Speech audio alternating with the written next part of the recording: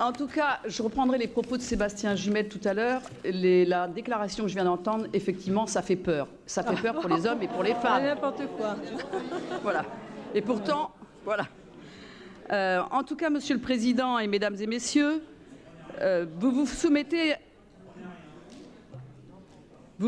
à cette obligation de la loi du 24 juin 2014, mais sans afficher réellement votre ambition. Vous validez la poursuite des actions engagées par les deux anciennes régions, mais les propositions nouvelles sont quand même clairsemées.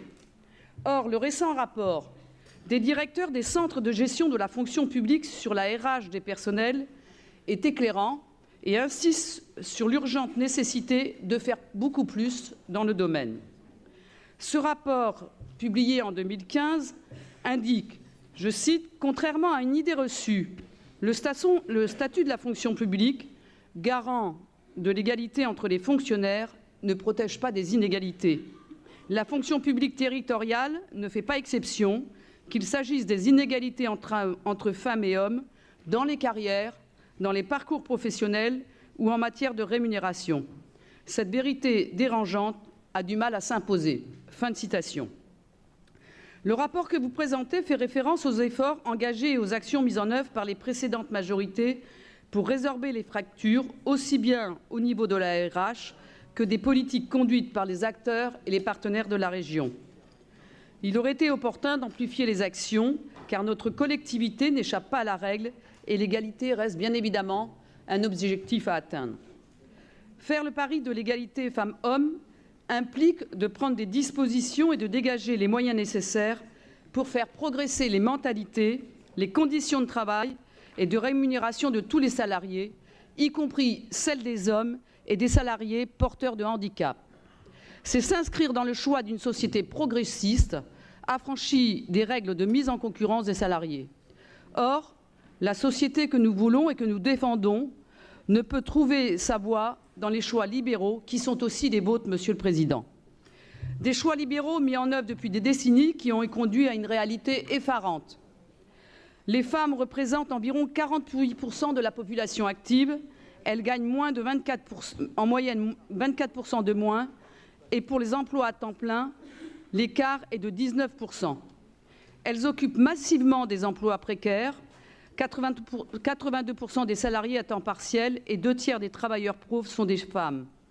Ces chiffres nous font mesurer la réalité du salariat aujourd'hui et les efforts que notre société doit consentir dans tous les domaines pour établir une égalité de fait entre les femmes et les hommes. La première des inégalités porte sur l'accès à l'emploi de qualité et correctement rémunéré. Malgré 40 ans de loi sur l'égalité professionnelle, celle-ci est encore loin d'être réalisée. Beaucoup reste à faire, en particulier au niveau des employeurs qui ne respectent pas la loi, notamment celle du 4 août 2014 sur l'égalité réelle. Et la France, malheureusement, est dans les dernières places au niveau mondial en matière d'égalité salariale. Autre inégalité qui vient de frapper ces derniers temps, les femmes, et qui est conséquente d'une loi récente, la réorganisation du territoire.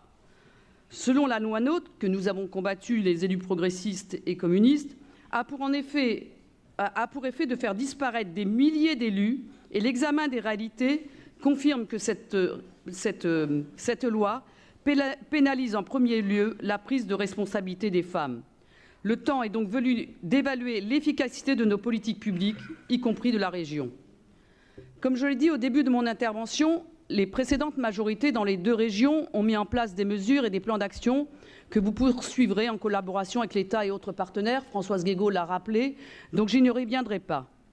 La politique d'égalité femmes-hommes doit être une préoccupation permanente et être présente dans toutes les politiques que nous mettons en place, comme récemment le volet égalité femmes-hommes dans le schéma régional de développement économique.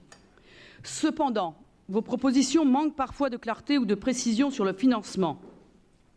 Je cite par exemple l'une de vos propositions, accompagner les entreprises dans la prise en compte effective de l'égalité professionnelle. Oui, mais il faudrait en définir les objectifs clairement pour en mesurer la réalisation. À ce stade, sur la partie 1, vous avez dans votre intervention, Monsieur le Président, au début de la séance plénière, donné des chiffres concernant la résorption de la précarité. Il aurait été intéressant d'intégrer ce type d'éléments dans le rapport, comme vous l'avez fait, d'ailleurs, page 10, sur l'évolution positive de l'encadrement. En effet, l'ensemble des données dans le rapport est intéressant, mais nous n'avons aucun chiffre précis sur le nombre de salariés et d'équivalents temps plein sur les 2 sites. Tout est évalué en pourcentage. Pourtant, vous devez connaître la réalité puisque vous avez indiqué dans votre campagne vouloir réduire de façon importante les effectifs de fonctionnaires sur nos 2 sites. De la transparence sur le sujet aurait été utile pour notre réflexion. Concernant les ressources humaines de la région, le rapport ne montre pas réellement les évolutions en matière d'égalité femmes-hommes. Aussi, pouvez-vous nous dire quelles dispositions allez-vous prendre en concertation avec les organisations syndicales pour aboutir à celles-ci dans les services de la région? Par ailleurs, dans le rapport des directeurs des centres de gestion, ils ont fait un rappel sur les inégalités salariales. Sur ce sujet, rien n'est évoqué. Sur la partie 2, concernant les politiques publiques pour favoriser l'égalité professionnelle, notre groupe souhaite que cette politique soit mieux identifiée pour que les mesures soient évaluées. En conclusion, quelques remarques, mais nous faisons aussi des propositions, notamment de désigner un élu référent sur l'égalité femmes-hommes afin d'assurer une transversalité et un suivi des objectifs sur cette question. Peut-être est-ce dans la délégation de Françoise Guégaud, mais ce n'est pas clair sur ce sujet. Nous proposons aussi d'organiser un débat spécifique sur les politiques à mettre en œuvre et sur leur mode d'évaluation. De mettre aussi en place un comité de suivi, y compris sur le plan budgétaire, et d'organiser des assises régionales de l'égalité professionnelle femmes-hommes en Normandie et de présenter un plan pluriannuel d'action. Une question pour conclure mon propos. Sur la partie 1, le rapport a-t-il été présenté en comité technique paritaire et quel est l'avis des organisations syndicales sur ce sujet? Merci beaucoup.